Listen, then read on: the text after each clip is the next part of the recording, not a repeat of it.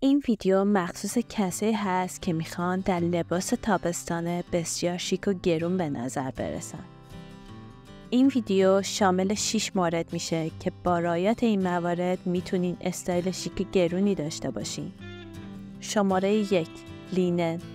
اگه میخوای در این تابستون خاص و شیک به نظر برسی، از پارچه لینن استفاده کن.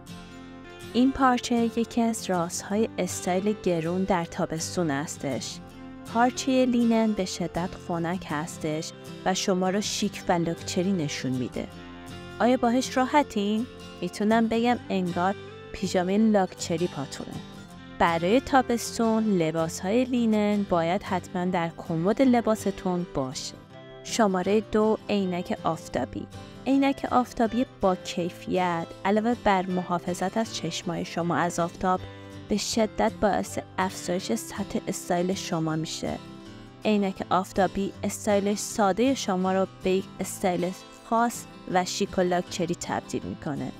در انتخاب عینک آفتابی دقت کنید که ساده و زیبا و خاص باشه. شماره 3. لباسهای بلند. این لباسهای زیبا نشان دهنده زنانگی شما هستش. یادتون باشه که لباسهای بلند در تابستان بسیار خاص هستند. این لباسها بسیار راحت هستند و همینطور به سادگی میتونید اونها رو استایل کنید. جنس اونها میتونه لینن یا کتون باشه که برای روزهای گرم تابستون بسیار خنکه.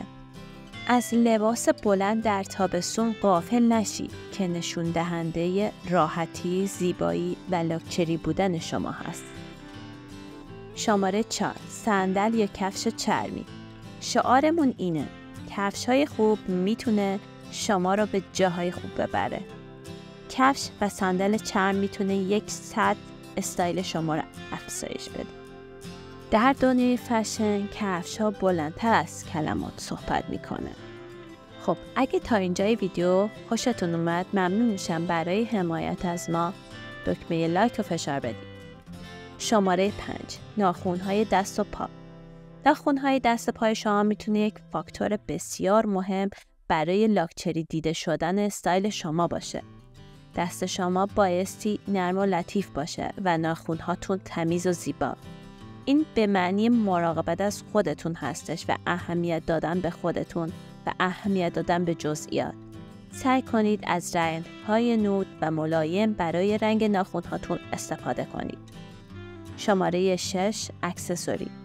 اکسسوری های کلاسیک هیچ وقت از مد نمیافتند و همیشه زیبا و شیک هستند و به شدت استایل شما رو یک سطح افزایش میدن.